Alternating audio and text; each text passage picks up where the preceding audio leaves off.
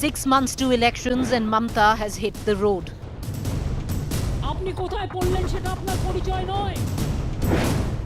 As the SIR storm builds on the poll horizon,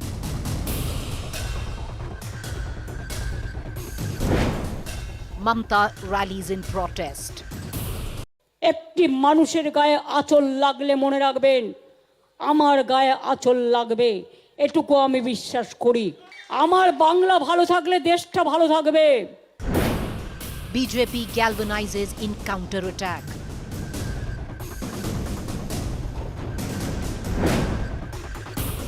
SIR showdown, top focus on To The Point this evening. Good evening, viewers. You're watching To The Point. I'm Preeti Choudhry. Well, that's our main focus debate. We actually have two lined up as well, but all right, viewers, let's cut across to the latest coming in from Bengal and other parts of the country in the backdrop of SIR taking place nationwide. Fair amount of politics peaking at the back of this. A full-blown SIR showdown right now playing out in the state of West Bengal, where Mamata Banerjee has taken to the streets, threatening that if she is attacked, her people are attacked, she'll shake the foundations of the nation. Take a look.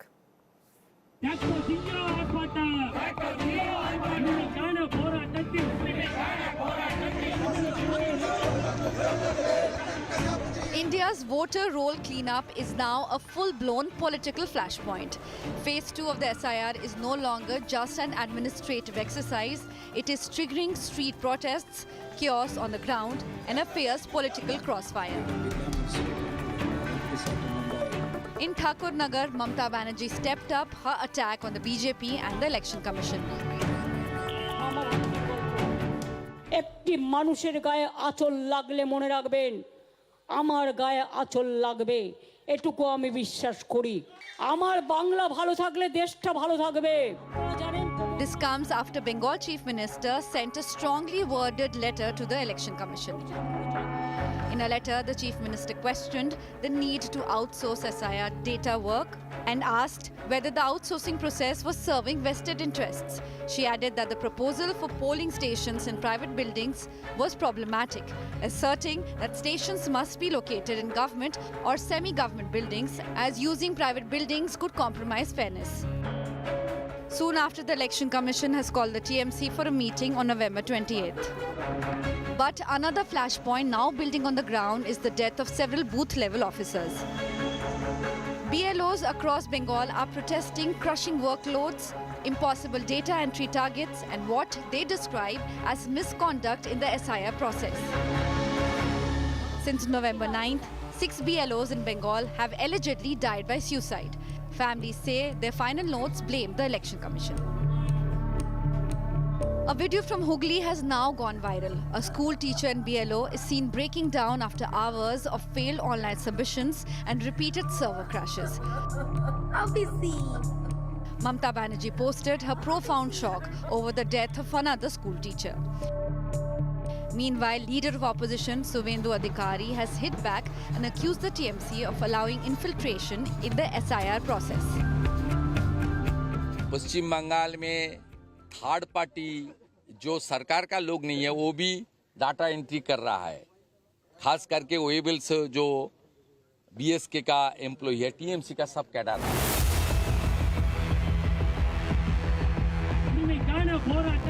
And this backlash is not limited to Bengal. In Tamil Nadu, SIR teams report long hours and tight deadlines, with repeated app failures forcing manual re-verification.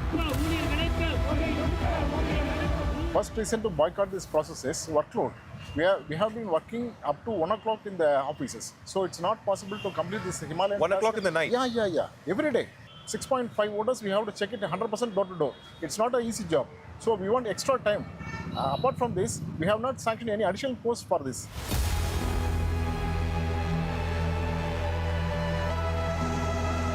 Kerala too is flagging stress. BLOs in several panchayats cite unrealistic door-to-door verification timelines. The state also reported its first BLO suicide a few days ago. Anish George, a school office attendant. No note was found, but family members claim he was anxious about meeting SIR deadlines.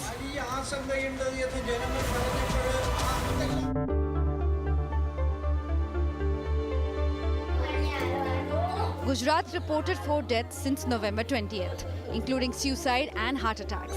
Kin of all deceased blamed SIR-related duties.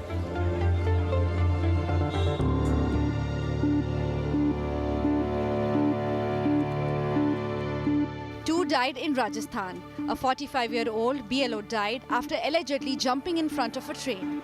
His family alleged that workload and deadline pressure pushed him to end his life. From Bengal to Tamil Nadu, from Kerala to Uttar Pradesh, the SIR drive that was meant to clean India's voter lists is now facing scrutiny for overburdening the very people who keep the world's largest democracy running. Is it politicization of due process, or is the pressure on the system and ground-level workers is too much to handle? Bureau Report, India Today. All right, Veer, so what you do see, is it just pure politicization? Because this process has taken place in West Bengal, in the state of Bihar as well, before West Bengal, Tamil Nadu, Rajasthan, Uttar Pradesh, other states which are up for elections over the course of the next 2 years, which is primarily Tamil Nadu. You have Tamil Nadu, you have West Bengal, Assam, which is not really the entire might of the SIR will not be taking place in Assam. And then you, of course, have Kerala and Uttar Pradesh, the big one, in 2 years' time. The question that we ask, is this just pure politicization of due process, or is the work pressure real when it comes down to booth-level officers?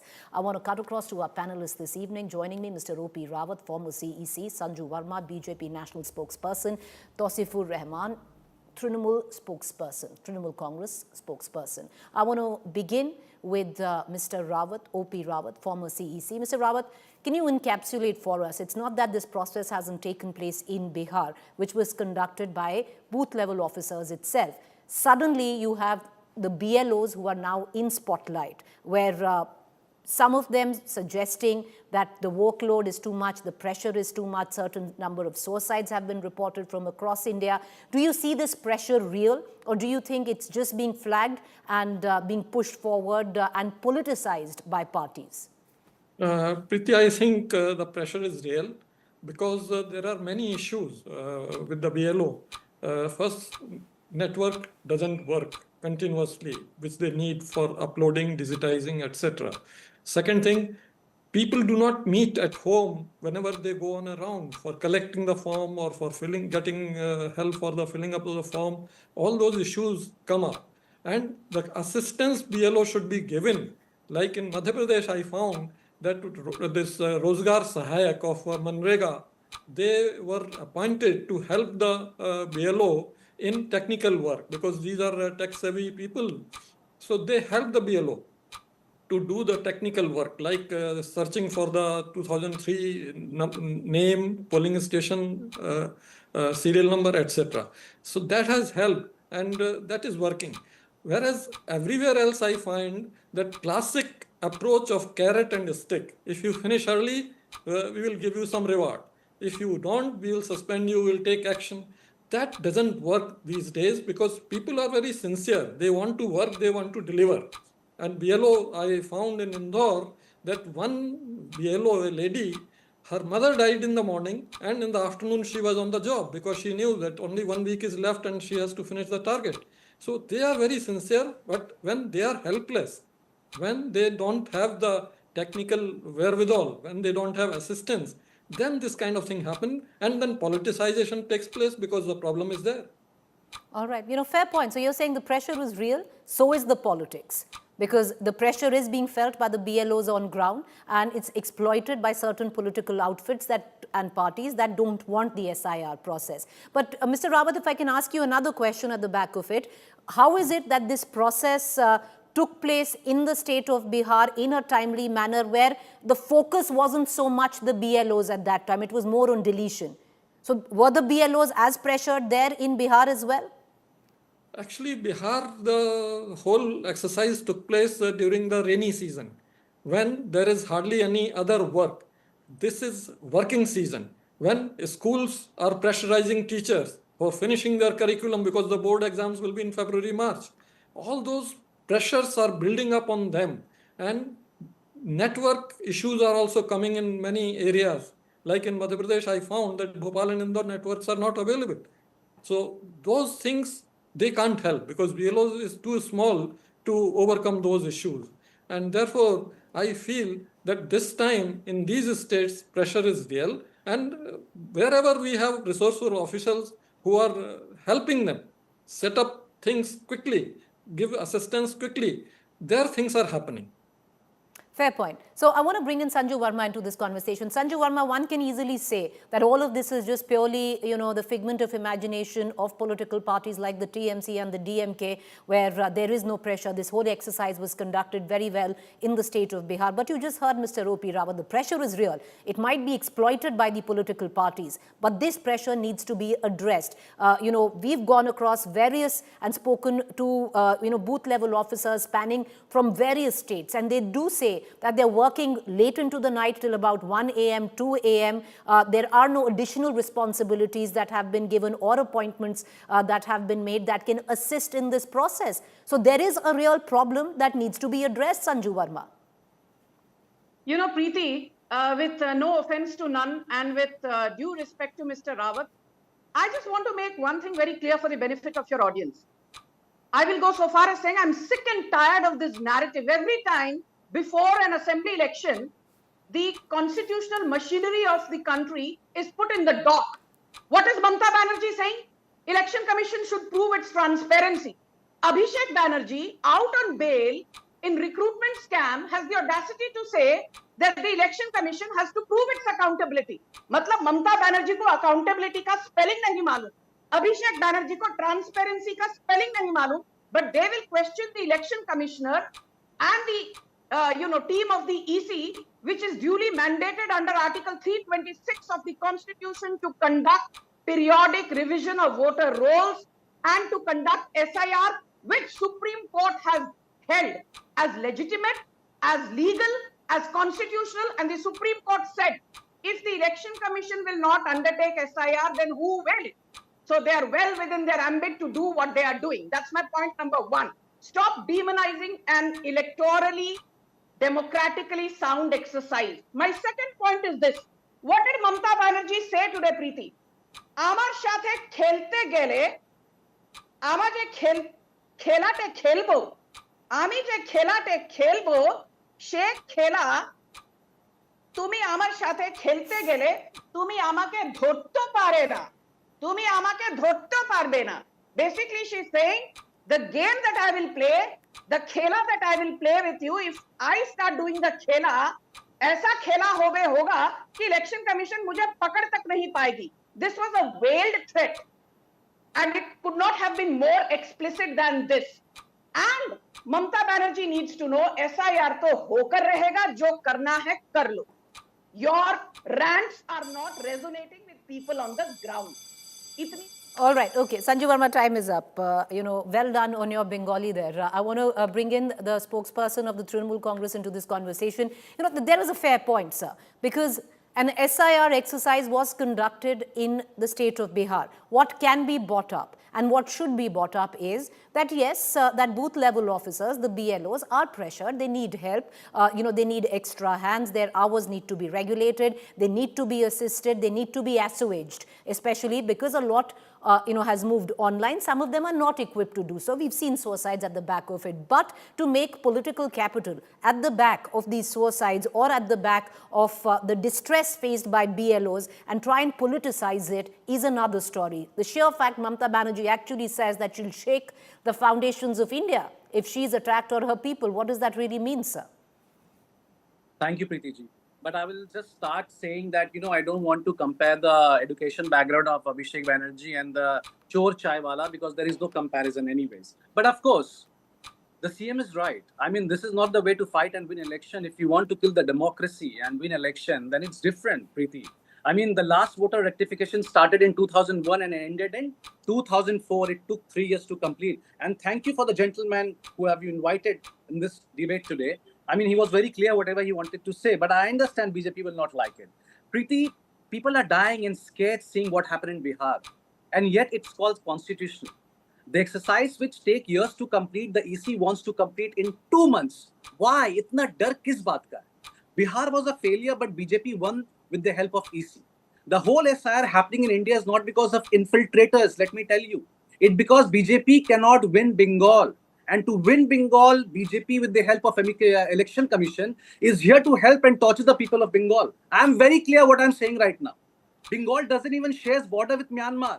There are more than 6 states who shares border with Bangladesh, but no SIR is happening there. 36 death. कोई emotion नहीं है इनके पास. BJP leaders are saying if they don't like the job, kindly leave the job. Don't cry. And absolutely, I understand their emotion because they will never understand the sentiment of our people. There's a fake video, Preeti. I'm sure you have seen, but thank God India Today fact checked. There's a fake video circulating. Infiltrators are crossing borders and going back to Bangladesh. I mean, this whole process is just like a sham. So they are going back to Bangladesh. Where is our BSF Jawan? What Amit Shah is doing? He's a failure. So आपको लगता है they are doing up and down every day from Bangladesh to Kolkata? Amit Shah and the ex-Home Minister should come forward and explain this ruckus because this whole plot is a pothole and people are getting rampant. Okay. So your time is up. I want to bring in former CECOP Rawat once again back into this conversation. And Mr. Rawat, you know, one needs to also somewhere down the line decipher, Mr. Rawat. You know, for somebody who's been the former CEC, do you agree with the process and the timeline for states like West Bengal, for states like Tamil Nadu? Because, you know, the election technically will be in April. The process has already started in late October and early November in these states. Is the process an issue, or is the fact that the booth level officers, those who are going to carry out the process, need assistance? You know, there needs to be demarcation between the two. Or do you think the sheer process and the timeline of that process is problematic? Actually, Election Commission has gone strictly by the law that legally, whatever timeline was required as a minimum, they have given that timeline, and therefore they are right, there is nothing wrong. Only thing is that human angle.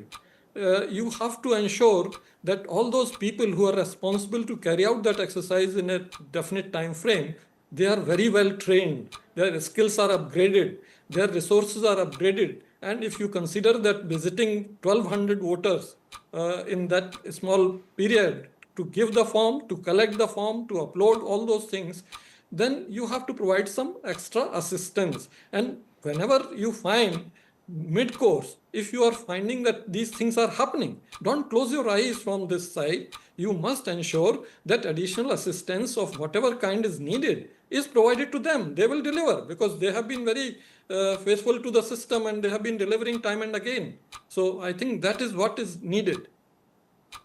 Mr. Rawat, the fact that you're saying that, you know, there's nothing wrong with the procedure, but the human aspect needs to be simplified, especially for those who are not equipped to handle the kind of pressure. A lot of stuff has moved online.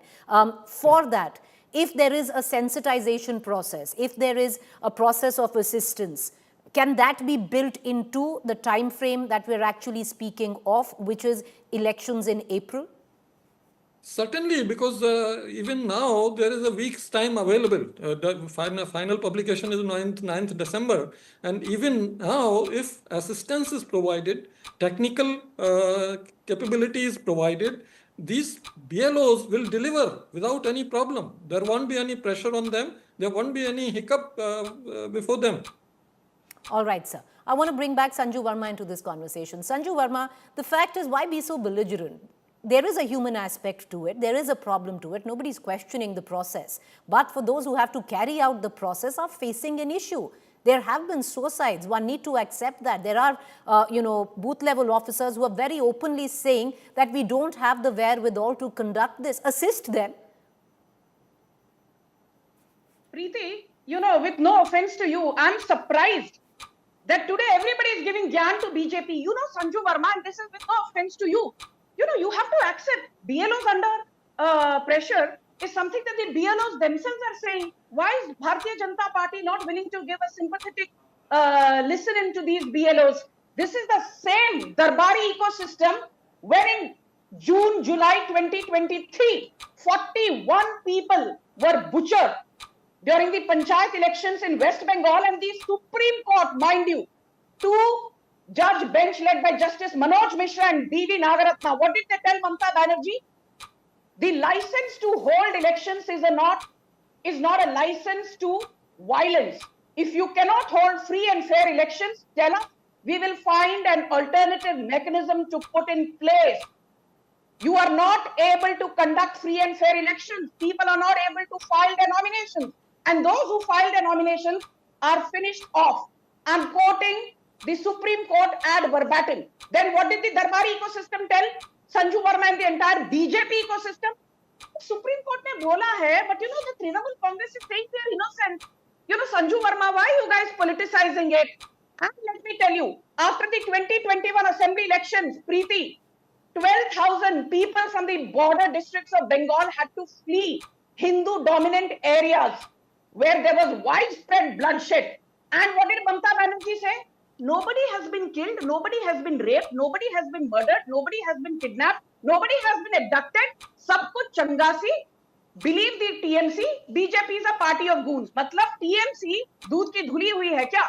What Mamata Banerjee says is it the gospel truth? And by the way, Amit Shah जो कर रहे हैं ना, बहुत बढ़िया कर रहे हैं. रोना धोना करना है तो करो. And never again say चौथी fail. तुम्हारी खुद की क्या qualification है? Fake All lawyer. right, ma'am, your time is up, and I fail to understand, because this happens a lot from either sides of the spectrum, where political spokespersons are concerned. When you pose a question, they become acutely defensive. Whether it is Godi media from the side of the TMC or Darbari media from the side of the BJP, questions will be asked, madam. If you're on this show, questions will be asked, and if you think it is Darbari to pick up the cause of those who are your foot soldiers on ground to conduct an expensive exercise and to stand by and ask for what their right is, it's Darbari, then you're living in La La Land, ma'am. But I'll come back to you. I want to bring back the TMC spokesperson on this. The fact is, there is something that Sanju Verma has raised also, and the question that I asked you earlier, which you refused to answer. So let me circle back to that same question, Mr. Tausif-ur-Rahman. And that question is, for the Chief Minister of a state to come out and say that if I am attacked and my people is attacked, I'll shake the foundations of India. What does that really mean? I'm proud of her, Preeti ji, whatever she said. Because we are not working with one people, we are not working with two people, Preeti ji. This is what, and through India today, I want to convey my message, I want to address to the nation. No, one second, can I hold your clock? Can I hold your clock? I really want to understand what was the meaning of that. If I'm attacked or my people are attacked, I will shake the foundations of this nation. What does that mean, sir? 36 deaths, 6 BLO, 31 normal people are dying. There are no more, Preeti ji. You want us to roam actually in a La La Land, and we should come and say that everything is very honky-dory, everything is very fair and lovely. No, this is not a threat. This is not provocative. But if someone wants to propagate this line, it's all right. But I'm proud of my Chief Minister. Whatever she said, we are working for 12 crore people. And this is not a SIR, ma'am. This is what the BJP said. They are only bothered about election, and election. Are they bothered about infiltrators? If that would have been the case, the BSF and Amit Shah team would have been in the borders and no infiltrators would have been tenured to come inside Bengal or India whatsoever. Preeti ji, it's a very sentiment thing for us. The condition of Konnagar BLO Tapati Biswas, who suffered a cerebral stroke after days of sleepless and relentless call to submit forms, further exposes the inhuman burden created by BJP election time pressure tactics. What is all about? What's happening? है क्या ये? आप क्या करना चाहते हो? आपको बांग्लादेशी को बाहर निकालना निकालो, आपको पाकिस्तानी को मारना मारो. But why are you torturing the Bengalis? I mean, 30 plus individuals have already lost their lives since SIR began, with death linked to fear, stress and overload. A process that once required 2-3 years. Again, please listen everyone. A process that once required 2-3 years has been compressed into 2 months solely to satisfy the BJP's political bloody agenda, creating an unplanned and ruthless work on BLOs. This is what SIR is. This is what vote rectification is. Killing our own people, killing the citizen of India, killing Bengalis because you hate Bengalis. You are just bothered about the election. You want to win it. Rahman, I think you're getting a bit ahead of yourself where you're saying killing You know, nobody's killing anyone. You know, let's be a little measured. I understand that you want to attack the BJP, but be a little measured in the language that you use. It's a kind of emotion. No, sir, one second. Okay, I want to give the both of you 1 minute each to put your point forward. Final comment. Sanju Verma, your time starts now.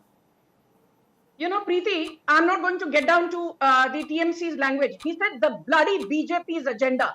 Should I say the bloody TMC's agenda? No, I will not do that. But I want to say one thing to, Preeti, whose shows I come on regularly. No, madam. My favorite journalist, I'm very much rooted in the ground, on the ground. I'm not living in La La Land. I never use the word Darbari media. I said Darbari ecosystem. It is the Congress's Darbari ecosystem and the Trinamool Congress which have been demonizing the institutional machinery of this country. And I want to say one thing. I'm glad you said it. Amake adhat kolle, ami shara Bharat Varsho, hiliye debo. If you touch me, I will jolt the entire nation. Is Mamata Banerjee trying to be incendiary and, ask for riots simply because SIR is being conducted? सुन लीजिए, SIR Pandit Nehru ने करवाया था, उनकी बिटिया इंदिरा गांधी ने करवाया था, इंदिरा गांधी के सुपुत्र राजीव गांधी ने करवाया था, मनमोहन सिंह ने करवाया था. Ma'am, your time is up. 1 minute to the TMC spokesperson. Your time starts now. Ma'am, I have a logic. I mean, who will answer? I don't know. Okay. Congress did, who did, no one died that time. Now people are dying because of SIR. And I have no complaint and I have no objection to say that yes, it is all because of Election Commission and BJP. Bangladesh and Myanmar together share borders with 8 Indian states. Yet the SIR is not being conducted there, only in Bengal. Why this selective targeting? Election जीतना है आपको, लोगों को मारकर जीतना है, भाई खुलेआम बोल दो ना. Just say this openly that we want to win election because we are not being able to satisfy the people of Bengal because they will only throw a sandal. They will not throw any votes to Narendra Modi, Amit Shah, JP Nadda or whosoever. But we will take care of Bengal. If you want to take it as a threat, no problem. If you want to take it as a concern, as a Bengali, no problem. BJP is questioning why ATC government transferred bureaucrats and other things. You need to answer why are you changing the SIR law every third day? From 9th to 24th of November, then again 2nd November. So it's going to be a hard cut. Your time is up. I appreciate both of you for joining us.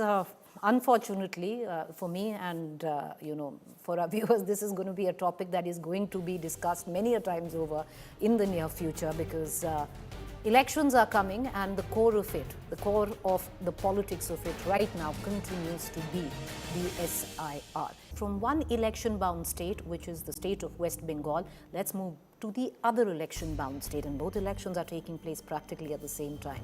Let's talk about Assam.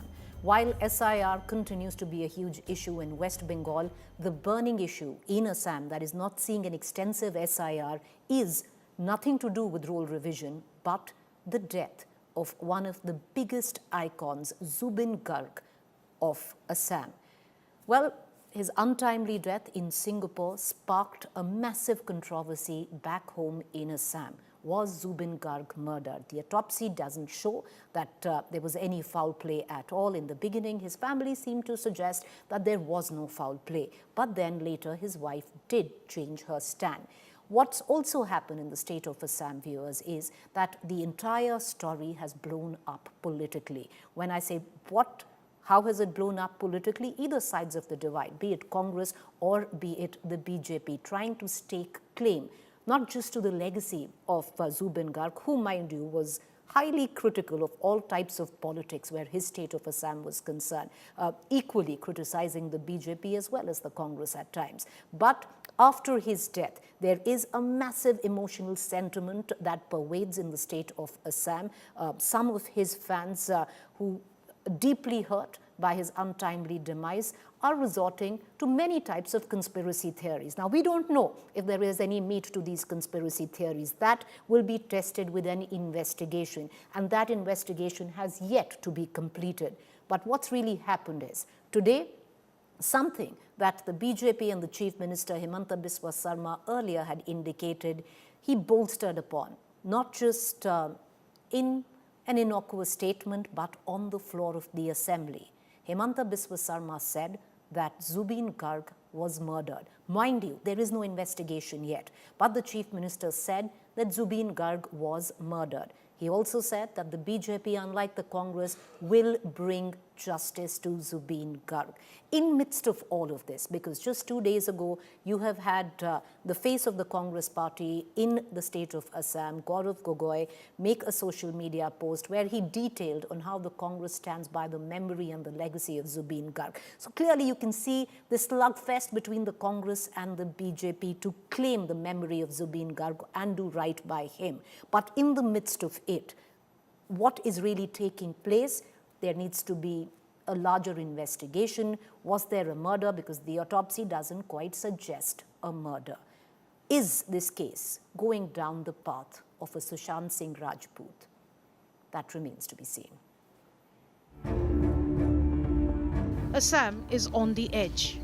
A state still grieving its biggest cultural icon has been jolted again, this time not by rumor, not by whisper, but by the Chief Minister himself. Hemanta Biswa Sarma on the floor of the assembly declared that Zubeen Garg did not die in an accident. He was murdered. এখন কোর্টের recorded আছে যে this is a murder মইতো হত্যাই কম it is a murder The timing of this revelation is not random.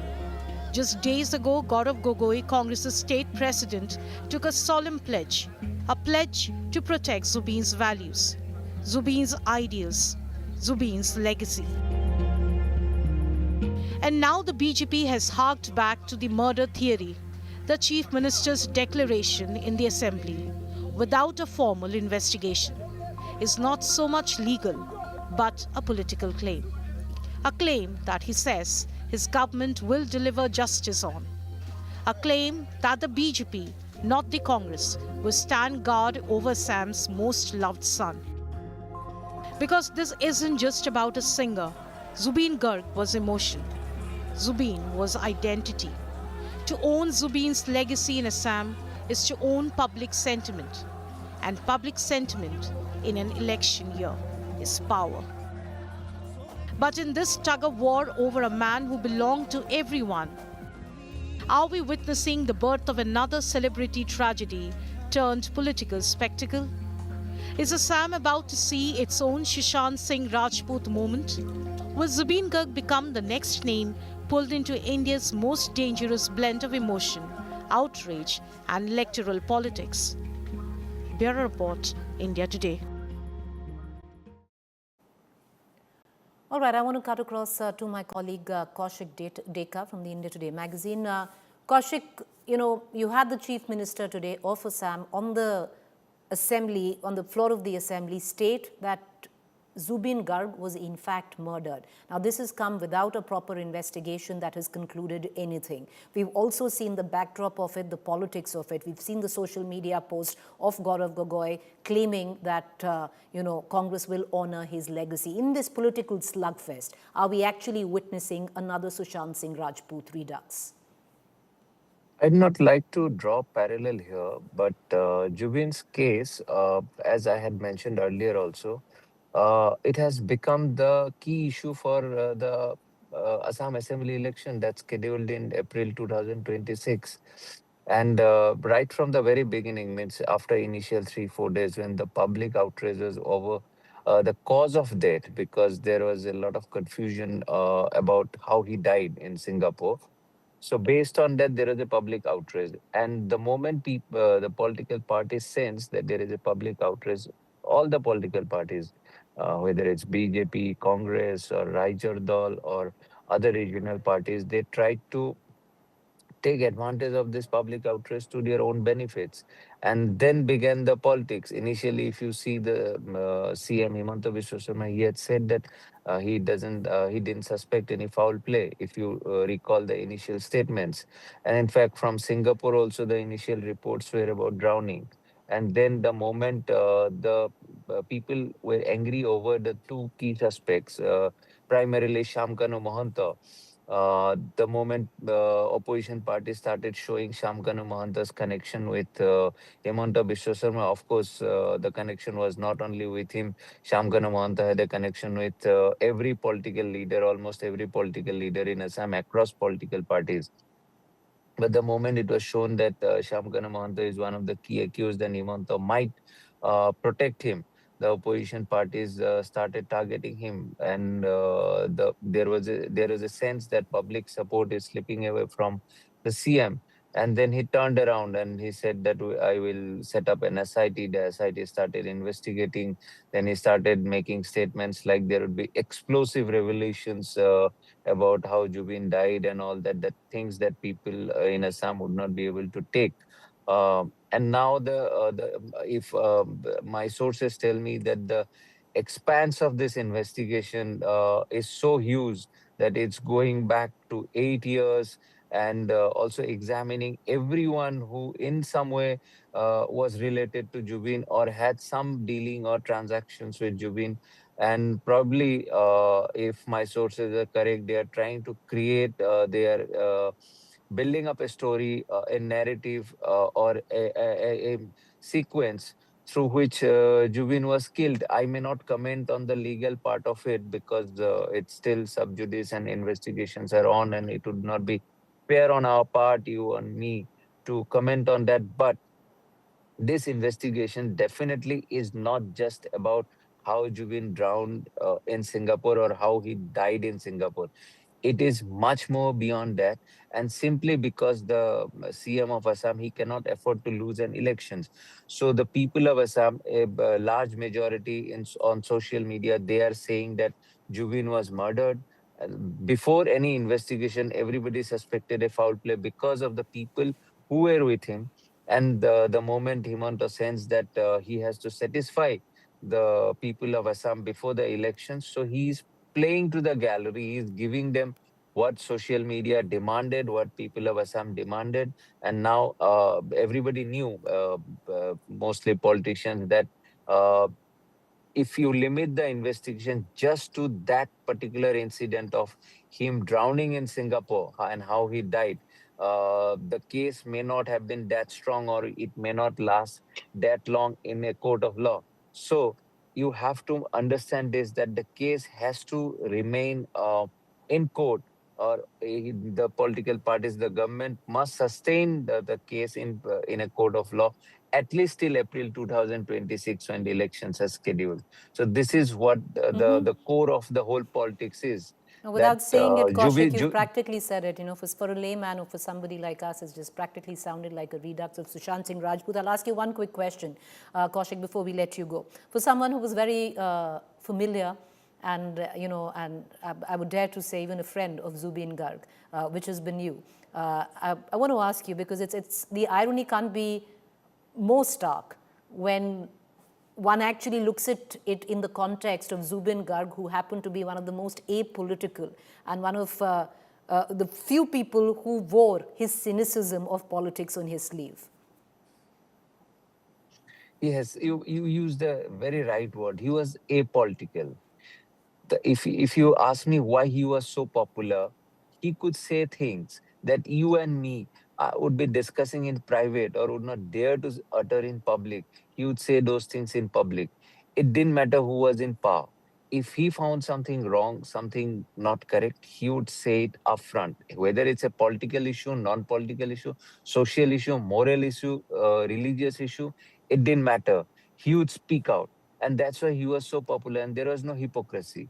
uh, you could see Zubeen the way he was everywhere. He was a superstar, no doubt about that. But he could be found with a panwala, he could be found in a paddy field, he could be found anywhere. So this is what Zubeen was. And now, because of his popularity and because he was everyone's Zubeen, so everybody is trying to get a share of their politics out of Zubeen. All right. Thank you, Kaushik, for joining us. We're going to come back to you. And sadly, I don't know how this narrative is going to play out. But right now, it doesn't look that it's going to all go well. But we're going to leave it at that. India's luxury wedding scene just reached a dazzling new high in Udaipur, where global superstar Jennifer Lopez lit up celebrations for Netra Montana, daughter of US-based billionaire. Who is Netra Montana and what is the Montana family? Take a look. Every once in a while, India hosts a wedding that doesn't just make headlines. It rewrites the definition of opulence. And this time, Udaipur became the heart of global glamour as the celebration so lavish, so star-packed, and so breathtaking unfolded that it felt less like a wedding and more, like a fairy tale coming alive. Global music star Jennifer Lopez took center stage in Udaipur for the wedding celebrations of Netra Mantena, daughter of US-based billionaires Padmaja and Ramaraju Mantena. Guests witnessed energetic choreography, elaborate stage props, and a string of Lopez's chart-topping hits, bringing the celebrations to a memorable close. Throughout the set, Lopez made several costume changes, moving from a pink sari earlier in the day to a glittery golden ensemble, followed by a shimmering silver bodysuit and an imposing overcoat for her final act. The singer set the stage on fire with her hit tracks, giving the guests a night to remember. Besides her concert performance, the singer also impressed everyone with her traditional Indian look. She wore a pastel pink lehenga paired with statement jewelry, including a heavy necklace and a matching earring, which added to the elegance of her appearance. This isn't Lopez's first performance in Udaipur.